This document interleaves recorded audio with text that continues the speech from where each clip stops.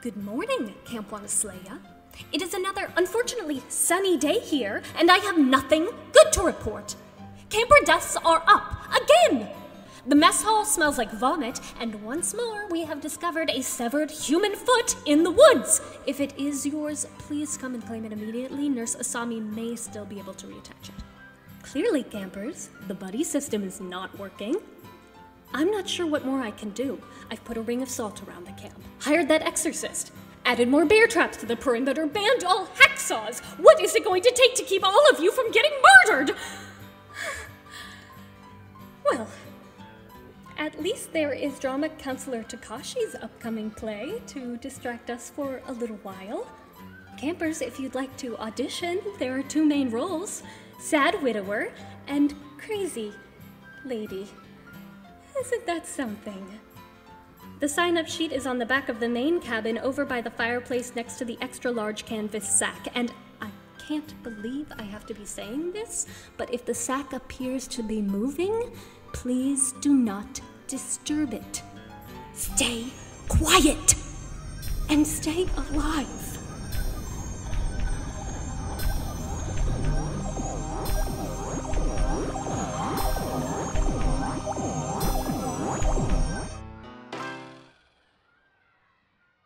Hello, campers. Welcome back to Bunk 237, horror movie podcast. The slightly unhinged, but very fake summer camp we made up so we could gather in small groups and talk about horror movies. I'm one of the hosts, Tuyet Wen, but you can call me Tubular Tuyet. I just made that up. I don't have to say that. I'm never going to call you that. I am your co-host, Robin Zlotnick, and you can call me Robin. Joining us today is a very special guest, Zena Dixon. She is your best friend who loves horror movies.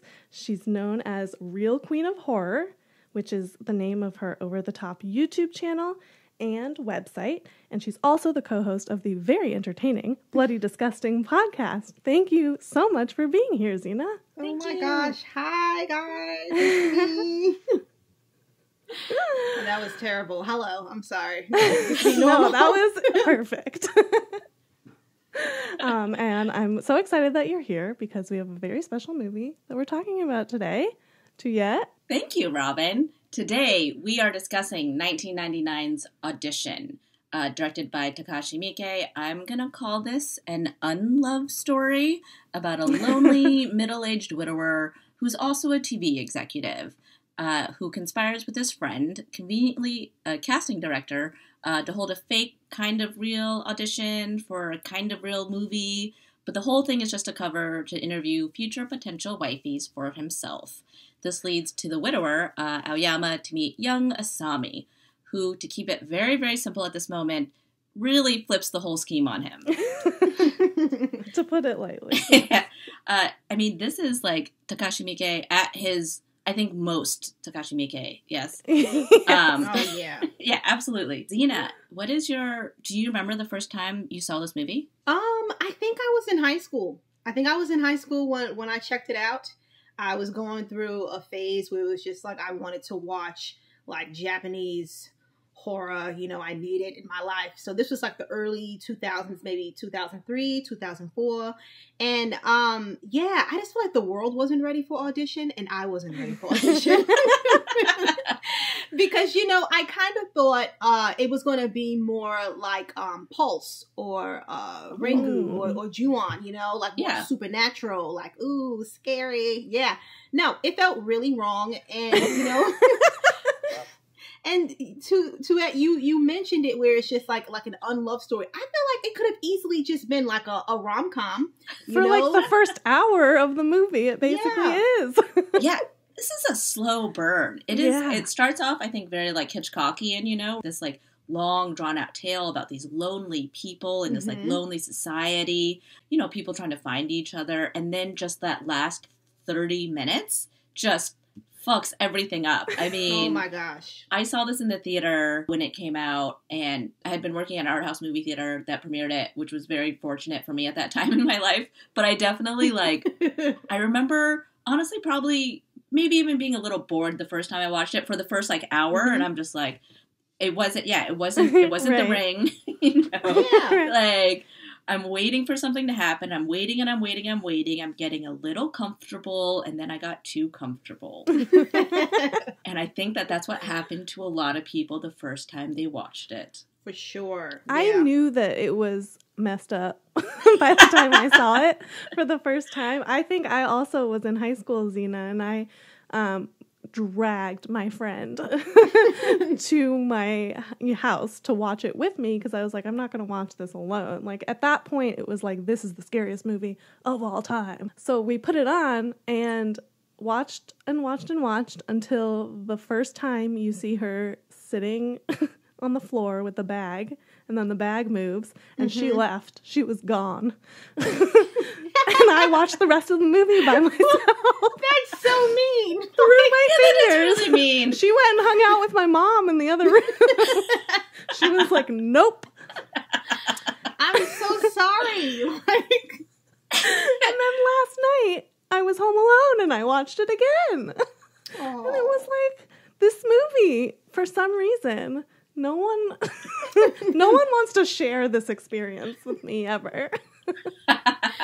Well, it's hard to share, honestly. It That's is true. hard to watch. Even I've seen it a bunch of times, and then rewatching it for this, I still like covered my eyes, like, oh my God, why am I watching this? But you can't, you can't stop. Yes, totally. And I think too, like, those images were so burned in my brain. The bag on the floor, the flapping tongue on the floor, the like ballet teacher at the piano with his feet like bound, and like I had all of that stuff burned into my brain, and I just like forgot the rest. Like, I forgot the framing device, which was kind of weird. It was weirder than I remembered, like, because it's like really dream sequency, and like he's having visions, which I did not remember at all. That's how I felt as well. I felt like it was very like dreamlike, like, is this real? Is this not real? And then there's so many questions, which I'm sure we'll get to, like, who's the real bad guy? Yeah. Because it's kind of like, it's been a while. Well, it's been a couple of months since I rewatched it. And it's like, okay, why am I watching it every 3 months? Well, let me tell you why.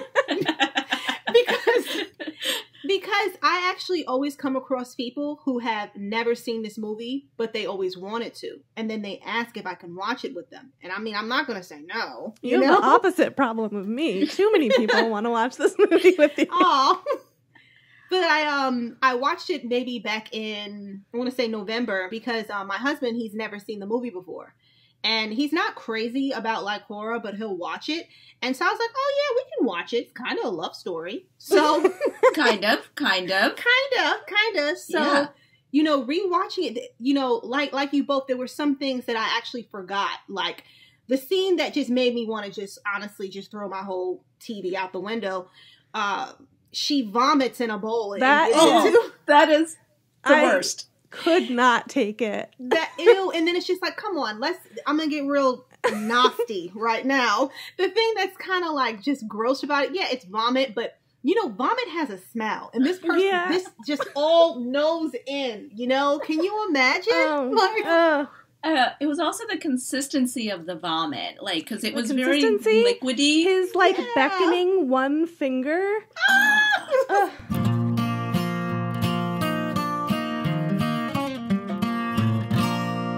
Let's take a quick pause for anybody who needs a second and listen to a word from one of our sponsors. Have your dreams become reality? Okay, listen very carefully. Do not dream about giant monsters attacking the city. I repeat, do not dream about giant monsters attacking the city. Instead, head over to Apple Podcast and write a review for Punk 237, horror movie podcast. We promise to not release giant monsters in cities. Probably me telling you to do not dream about it is making you dream about it, but don't dream about giant monsters attacking the city. God damn it.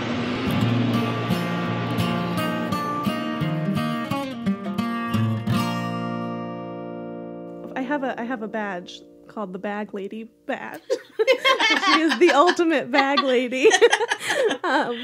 But like that image was so burned into my brain.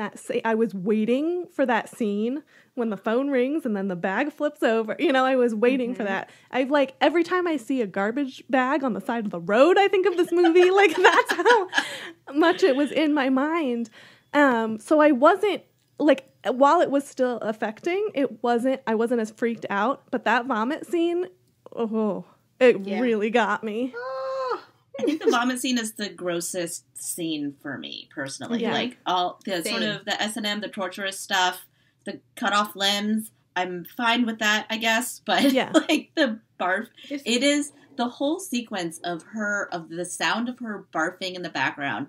And, like, at this point in the movie, you're kind of in this weird dream sequence, and then you hear her barfing, and just, like, that sound. And I'm not necessarily sensitive like some people are to that, but in the context of you already have this dread, you already know something bad is going on, and then you hear her barf, you see her walk out with it, you know what's happening because it's in the dog bowl, like you know what's happening. And the thought of her doing it, like, you know that's not the first time, right? So that's the thing that's just like, oh, it's just a natural thing. Here's some milk vomit, you know, like. Just ruins everything. Gross milk vomit. But Zena, you brought up a good point. Who's the bad guy here? Because it like at the vomit part in the movie, you're like, oh no, she's the bad guy. But is this a revenge film? Is this torture porn? Is this a morality tale? Is it feminist? Is it misogynistic? I think it can definitely be read as a feminist film. I had a badge. He burned that couch badge.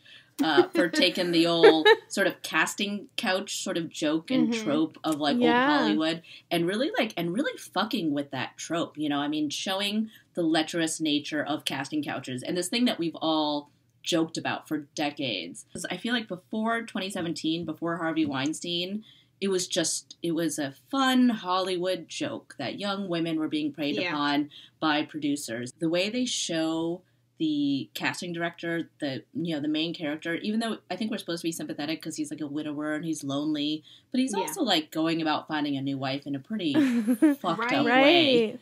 It's also like it turns the rom-com tropes on its head, right? Because the first hour it plays like a rom-com, and in a rom-com, situations like that, you know, where these guys are sort of going after these women in inappropriate ways would be accepted, you know, like as like a sort of like, suspension of disbelief or whatever. You kind of forgive these like kind of weird things these guys are doing in rom-coms, stalking women and whatever, because it's supposed to be cute and romantic, you know? Right. But then this movie says, no, that's not cool. And we're going to turn it on its head. And the thing is, with the widower, Ayamo, I believe that's his name, with him, it's just kind of like, okay, we understand, like, especially, I thought it was like really, it's a cute relationship that he has with his son, as an example. And the thing is, he knew what he was doing was wrong. So that's where it really messes me up, because it's just like, I know that you know that this isn't right. Why can't you go to a bar? I know that there wasn't plentyoffish.com, but there's a bar. Go meet or go to church, or I don't know. You know, it's just it's very strange. And it's like, I say, after rewatching it, when I was in high school and I watched it, I was just like, whoo, she's crazy. And then that was it, right? Yeah. I rewatched it recently, like maybe like a couple of years ago, right? For the first time since like high school. And it's just like, oh my gosh, like, honestly, it's not her fault. Because don't get me wrong, I feel like she's a monster. She's terrible. She's horrible. She's terrifying, but it's not her fault. It's not her fault because she was abused her whole life, you know, majority of her life. And then like, even like rewatching it, that scene, we kind of touched on that with the dance instructor, which so happens to be like her stepfather. So it's just like, you know, he wanted her to get things perfect. And if she didn't, then he'll burn like her legs and stuff so she can perform perfectly. Then the crazy thing is, it's just like with the stepfather, it's just kind of like, it became like a fetish between them because he doesn't have any legs. So that's why he's acting that way. It's like a sexual foot fetish. It's just like, hey, what's that? Right. And that's like a whole world I don't even want to know about. Right. But then it's just kind of like, you know, because she was living this way, she turned into the abuser herself. And it's like with Aoyama, it's like he didn't live up to his word and he lied. And it kind of makes me think, okay, what if he never did that, but somehow he met her?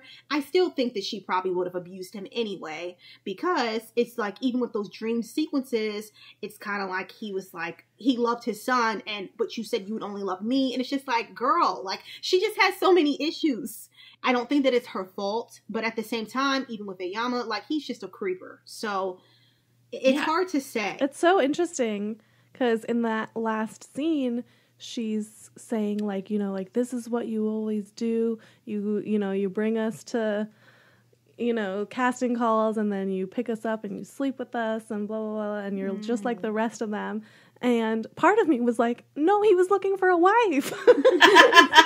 That's, you know, yeah, I think that the first time I watched it, I definitely saw her as just a monster. You know, I don't know if I had that much sympathy for her because she is pretty horrifying. Right. But in this most recent rewatch, I find myself feeling more for her, like, and really seeing and understanding, you know, again, understanding this sort of like this lecherous nature of like men in the film industry and just men in her life. Yeah. But she also is like incredibly sadomasochistic. She cuts off his foot. She like decapitates that guy. You know, she keeps that other guy in a body bag. You know, it's sort of like, I want to root for her, but also maybe I don't, because that seems too disturbing as a human being. Yeah. You know? Those torture scenes, when she's taking the needles and sticking them in his chest and under his eye, like on his eyes, it's just kind of like, okay, before I was able just to watch it and just be like, whatever, but then it's just kind of like, let's really think about this. Yeah. She's taking these long, thin needles, okay, and basically stabbing a guy and sticking it in his skin while smiling and saying deeper, deeper, deeper. The Japanese word was like, kitty, kitty, kitty, kitty, kitty. Yeah. It sounded kind of cute, but then it's just like, okay, that's not cute, you know? So that to me, even though it was made in 1999, that is still one of the most disturbing scenes that I've ever seen. And when I first watched it, it was just like, oh man, this is bad. But then watching it years later, it's still effective. It's still, you know, it kind of makes me cringe and go, ugh, you know, it just seemed like I couldn't imagine going through that.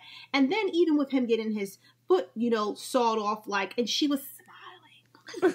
Her performance is incredible. I have a badge for this moment. It's called the Kiri Kiri Kiri badge. Oh my god, I literally have the same badge. To Asami. Well, I feel left out. I didn't have that badge. I had a But you brought it up. You were the first one to bring it up. You're the one that brought it up because, and specifically, I wanted to award Asami that for doing a second vocal take because initially when they first filmed it, she was whispering that line, but then like the actress Sheena and Miike, they discussed it later and they decided it'd be scarier if she like said it, said it louder, like in her regular voice. Yeah, they were right. They were correct. Yeah. Yes. And you know, I don't really know why Aoyama liked her. I'm not being a hater. I'm just because Zena. I'm on her side too, but it was just kind of like with you mentioning it, it's like, you're right. And it was very just kind of like super duper serious. And it's just like, okay, why did you like her? Because you feel like you could walk all over her or something? Oh man, and then the hotel scene too, when they go away together and they have a weird sexual encounter and then he like wakes up after being drugged, maybe? I don't know. It's very weird, but he's like, that was strange. Better call her again. Yeah, like, it was so weird. Like, I don't get it. Like, I don't understand the attraction, like, at all.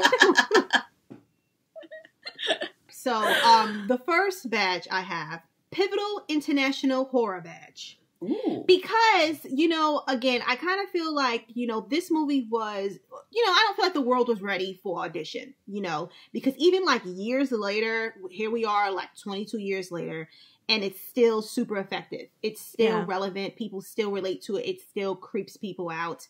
It's just like a very timeless movie, and it's a must-watch movie. Yeah. And then I have another one. Just because I do feel like this is possibly one of the slowest slow burns I've ever seen, but it's very brutal. So the other badge is ferociously brutal badge. Because it's just, I've watched my set of, mean horrors. Yeah. Nothing comes close to this one. Because this, I don't want to call Asami a monster because it's not her fault. But she actually has like a reason as to why she is the way she is. And, in turn, it turned her into the abuser. And there's just so much layers of torture and just sinister behavior. Why do you think this film and those scenes affect us so hard? I think for me, it's because it seems more real. When we saw, like, using the example, like, just other slasher movies that you see. I know it's not a slasher, but it's kind of like, I wouldn't be in the woods, or a monster coming out of the sewer. No, it could be like that. To me, this felt really real. And then just the fact that throughout this entire movie, we really didn't know what she wanted.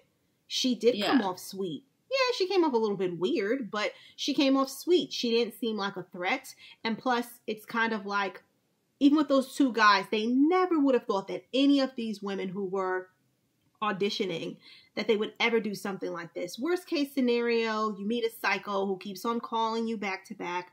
She's not going to drug you and then stab your eyeballs with needles. That's just not something that happens. That's what Ayama keeps saying. He says, even if she causes trouble, I can handle it. Right. It's like, no, you can't. I think for me, she is, first of all, she is sympathetic enough. She has lived this terrible life. And second of all, this may be just me, but she is so in control of her life now. She has taken it back. Yeah. She has figured out exactly who has wronged her and who needs to pay. And she's going to do it in a very methodical, thorough way.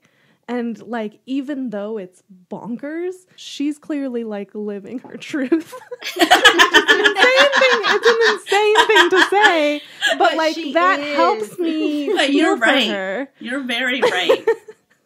You are. It helps me feel for her, and obviously what she's doing is not justified, but it helps me feel like this is not just like that's a crazy bitch kind of movie, Right, like right. how I felt about Gone Girl, for example. But that's another podcast.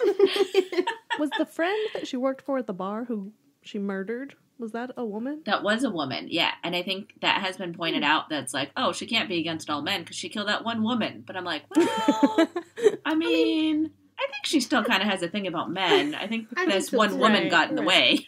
Right. Yeah, and then plus, that one woman, her death was probably swift. She probably didn't even see it coming. Yeah. So. Yeah, that's true. Although she was also dismembered, right? Oh, yeah. So probably not, because it's probably with the wire. Well, she could have did it after she killed her. I think she most definitely did. I have another badge for Asami. That's the best dressed badge. She's always wearing white, which I think is trying to show that she's diminutive, demure. That she's, I think, a little virginal, which works very well for her, especially when she starts talking about how she's also suffered. And that was a weird turn on for him that, like, you know what I mean? Yeah. I didn't like that. Yeah, but he deserved it. Yeah. But I do appreciate that she really understood what she was wearing. But then, like, there's that one scene, like, after she gets that date and she comes and she's wearing that bright pink, like, that pink fur coat, which I feel like, I was like, oh, that's her. Like, that's just like a little bit of like who she actually is. Yeah, she had like that big blue coat that she wore too. That was a fabulous coat. It was a fabulous coat. See, we're on her side. I had a badge called the Bad Ballet Badge because anyone who does ballet in any movie is fucking crazy. Like, there are so many horror movies that deal with ballet dancers because it's such a brutal sport. it's like torture, basically. You know? It's just great fodder for these kind of like psychological thrillers or things that like can break a young girl is apparently ballet. Totally. Just breaking women down with dance. So I have a question related to feet while we're talking about dance. The ballet instructor, did he always not have feet, or did she cut off his feet? I don't know. I kind of thought that he didn't, and then that's why he was being so abusive to her feet. So, because he didn't have any, you know, once again, just him trying to, trying to be a man and abuse her, but it's just kind of like, you know, I don't know. That's a good question. Because we never see him walking, right? We always see him either in the wheelchair or like even when she's a young girl. There's that scene of her with the hot pokers. He's crawling, he's like crawling to her. toward her. Yeah. So did he? Oh, yeah. Was he always like that? And that's where she got this foot thing from. I don't know, because when she kills him from behind with the wire while he's sitting at the piano, and he doesn't see her, but the wire comes around his neck, and he says, "You're wonderful," which was so gross. It's very gross. You got the sense that he'd seen that wire before. Yeah. Okay. Oh, no. I do have a related badge for that, though. It's the Lefty Lucy badge to Aoyama's left foot that did not make it to the end of the movie. Oh, man. I have a... we need to talk about the foot. But yes, I have a similar badge. First of all, no, never mind. Let's talk about the foot first, because they do not cut away as she's like sawing through the foot, and you're just seeing it like go back and forth. And you're like, you know, it's going through his Achilles tendon first, you know? And it's just like, how painful. First of all, he's paralyzed with this thing that makes him feel everything 1,000% more. And then she saws through his Achilles tendon and just keeps going through his bone and his foot. And you see the whole thing. And you see her smiling in between. Yes, it just looks like she's just like baking a cake or something. She's just like... But a sort of related badge. We haven't talked too much about the son, the dinosaur-loving son. Oh, yeah. So I have a Jurassic Parts badge because he comes home to find his dad's limbs severed, and he's just sort of like, oh no. But he's not like, he doesn't scream, you know? No. He's just like weirdly calm about it. And the dad's like, call the police. And he's like, oh yeah, okay. You kind of inspired me to give him a badge. Give this son a badge. I want to give him a strong foot badge because the way he kicks her down those stairs. Yes. That was quite the ending. We need to talk about that.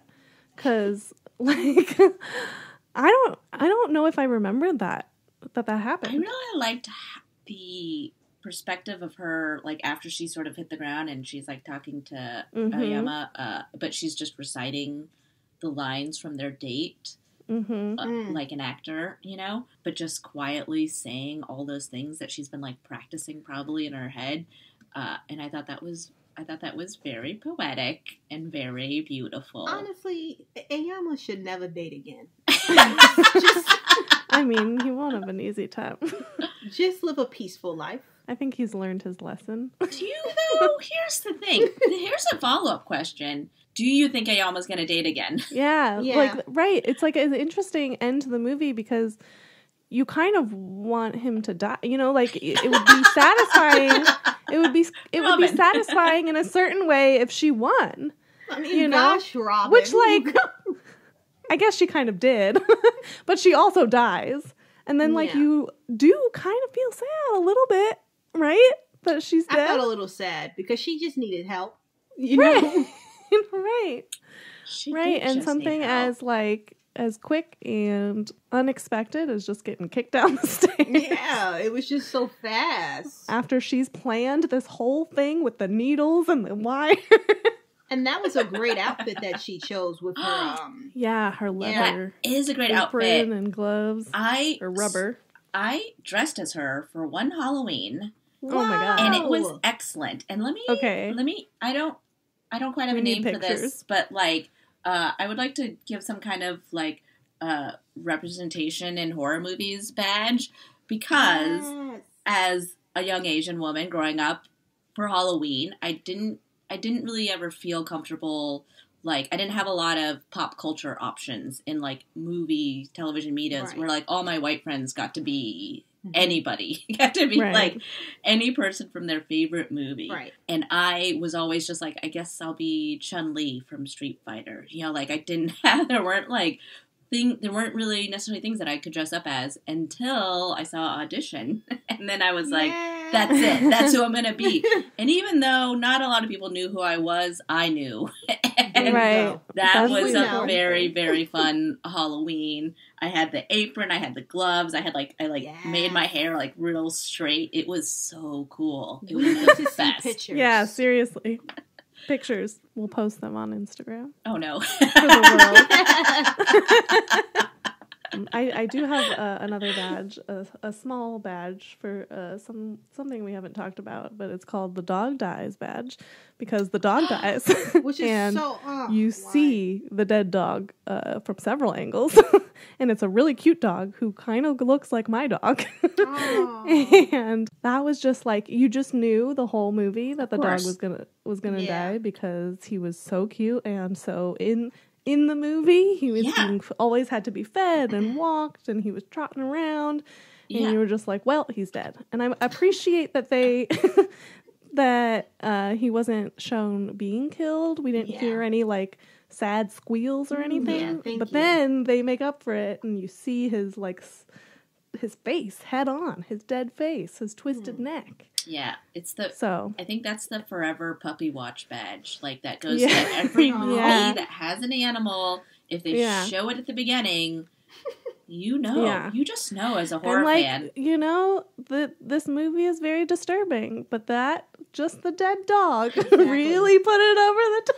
And, you know, that's what really had me questioning Asami as a person. Like, I'll let her slide. Yes, you know, with so the men, but true. he didn't do anything. That poor little dog. It's so true. Yeah, vomit and the dog death. That's everything else I am fine with. I did love how after his foot was severed, she just threw it against the window. Just tossed it out of the way. Like, no, I don't need this anymore. I was going to ask, do you guys think that they were able to sew his foot back on? I mean, it was a clean cut. So maybe. Yes. It's a clean cut.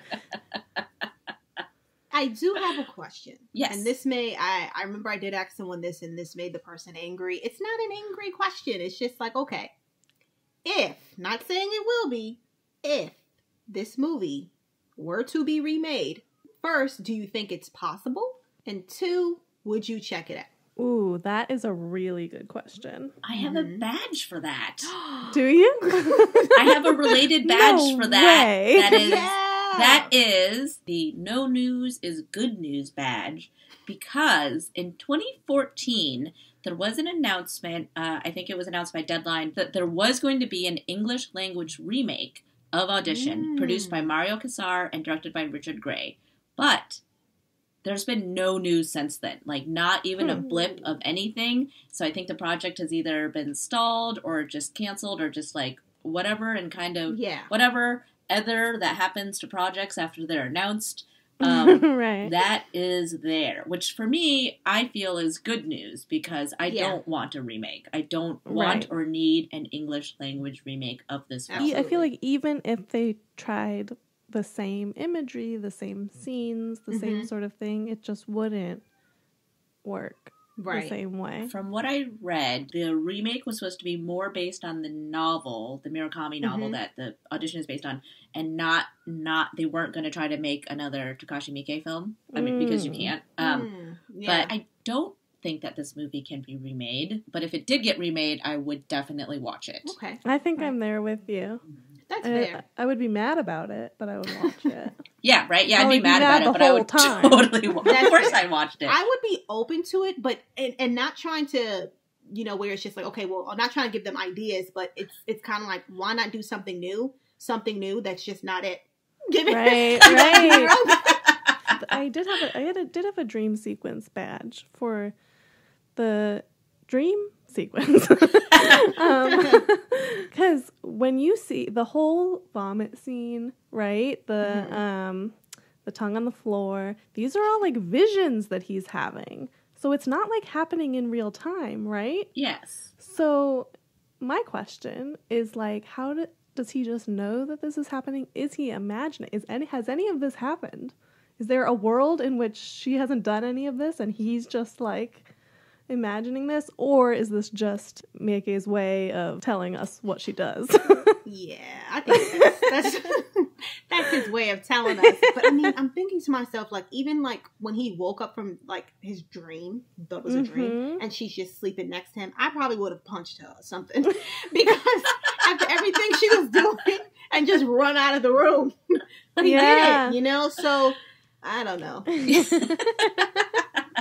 Zena, do you have anything to plug? Sure. I'm always on Twitter, so lovely Zena, and then I'm on Facebook, Instagram, and YouTube. It's Real Queen of Horror. If you don't want to watch me, if you don't want to, see my face, then you can check out the Bloody Disgusting podcast. We have new episodes every Wednesday. Or here we go. If you don't want to see my face or hear my voice, you can just go to realqueenofhorror.com. You'll kind of see me just a little bit, but it's just a little bit. So.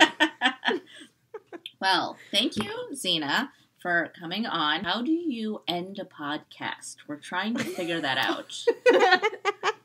Oh, well, then, I think you guys got it. You could just say... The thing is, Shane is really good at editing, so... There you go, It could be like, all right, guys, big shout out to Zena Dixon for coming on to Bunk 237. I'm Robin, I'm Tuyet, bye, and that's how it can be. Okay, that's what we're using. That's what we're going to use. That's it. You just did it. Every episode. And then you can even tell people where they could check out Audition. So then that way they're not like, hey, how can I watch it? Because you tell them, so you should have been listening. Oh, this is why we had you on as a guest.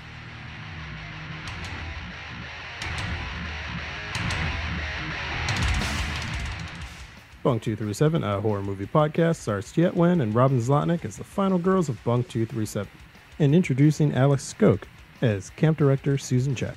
The show is produced by me, Shane Segretti. Our theme song is written and performed by Dan Zlotnick, and our outro music is written and performed by Axe Slasher. You can rate and review us on Apple Podcasts, and it may be featured on an upcoming episode. Have a badge of your own for this movie? Follow us on Instagram at Bunk237Pod and Twitter at Bunk237, and let us know. If you haven't already, please subscribe to us on Apple Podcasts, Spotify, or wherever podcasts are downloaded.